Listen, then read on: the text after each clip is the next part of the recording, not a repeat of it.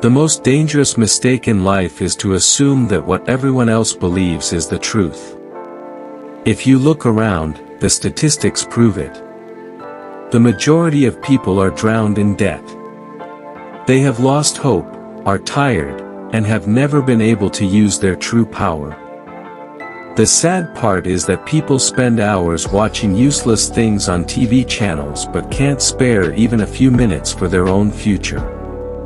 Complaints about a shortage of money and lack of time are on every tongue, yet these same people waste their precious lives looking at others' pictures and stories on social media. The truth is, the universe doesn't listen to your complaints.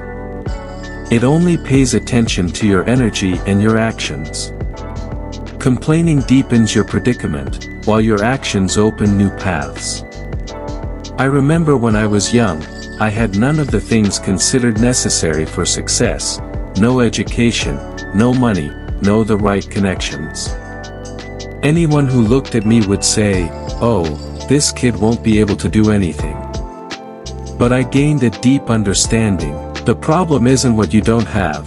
The problem is that you don't even know what you do have. That I started taking steps. I did odd jobs, sometimes changing tires, sometimes lifting heavy loads in factories, sometimes cleaning cars. There was no direction, no destination. The biggest danger at that time was that I might accept that this was my destiny. But this is where the game could change. The first step is to be honest with yourself. Assess your situation clearly. Where do I stand? Where have my decisions brought me? Who are the people around me? The outcome of your life is often determined by the average of the 5 people closest to you. If those people are full of complaints, think small, and are jealous of others' progress, then you slowly become just like them. This doesn't happen because of your faults. It's the effect of the environment. A person unknowingly adopts the habits, thoughts, and attitudes of the people around them. That's why if you want to think big, you have to build relationships that pull you up. Sometimes, this means distancing yourself from old relationships. Yes, it hurts, but it's also necessary. I felt this myself. When I started to change the direction of my dreams, some people began to make fun of me. But I met new people who understood me, gave me courage, and believed in my big goals. That day, I felt as if I had come out of the darkness and into the light. Now, imagine if you stay among the same 5 people who always talk negatively. Your destination will be the same as theirs. But if you connect with people who dream big, your thinking will gradually become like theirs, and that's where the real journey begins. Set a clear goal. But this is where most people give up because they want security. They want assurance that everything will be okay. The reality is, a path in life is only created when you make a decision. I used to work for the fire brigade. The salary was decent, but there was no room for growth. Then, someone gave me a book called Think and Grow Rich. For me, that book was like a light in the darkness. I understood that the difference isn't in money, but in mindset and goals. On my first flight, heading to Kuala Lumpur, I wrote on a piece of paper, $1 million. This wasn't a dream, it was my goal. I thought that the only difference between people who earn that much and those who don't is their way of thinking. Wealthy people never depend on one path, they create multiple paths. They do many different things. This mindset changed my life. I started doing several jobs, and gradually, I began earning more than $1 million annually. This is the difference between thinking small and thinking big. Once, I shared my idea with Jack Canfield. He took it so seriously that he couldn't sleep. He molded his dreams into the book titled Chicken Soup for the Soul. I had told him that the book would sell 50 million copies, and he surpassed that figure, selling more than 700 million copies. Today, more than 1 billion copies of his books have been sold. This teaches me that our only limits are the ones we believe in. So now, when you choose a goal, choose one that is difficult but not impossible. Write it down as if it has already been accomplished. For example, write, "I am so happy and grateful now that." A goal written in this language connects the mind and the heart. It puts you in a state of action.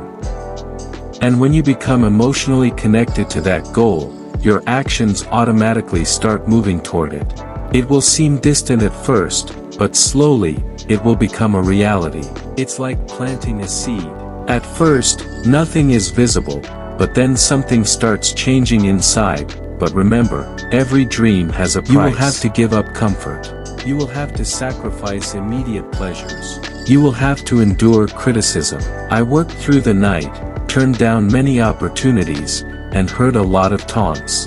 That was the price. But the interesting thing is, when you pay the price, it's like magic happens. The right people appear, the right opportunities arise. This isn't luck, but the result of your actions. Difficult moments will surely come when no one is clapping for you, when everything seems to have stopped. This is the turning point where most people give up. But if you keep moving forward, this very struggle is what sets you apart. Gradually, your environment begins to change. New people arrive, new conversations happen. You find friends and partners who not only believe in your dreams but also grow with you.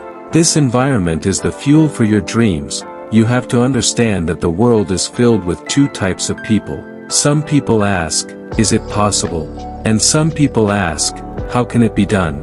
The difference seems small, but it changes the entire story. When you ask the question, how can it be done? Your mind stops making excuses and starts finding solutions. And that's where the magic begins. I have seen this happen again and again in my life. Every time I wrote down a big goal and stuck to it, the paths opened up on their own. People laughed. They said, this dream is too big. But I knew that their words were a reflection of their limits, not my reality. Remember, if you hold on to your dreams until they turn into an unbreakable belief, your energy, your thoughts, and your actions will all combine to make them a reality. The universe responds to the energy you put out. If you can feel your destination, if you can create a picture of it in your heart, your entire being begins to work in that direction. This isn't magic, it's a law. Just as a seed becomes a tree, just as an embryo becomes a human, your thoughts create your new life. And today, this is what I'll say to you.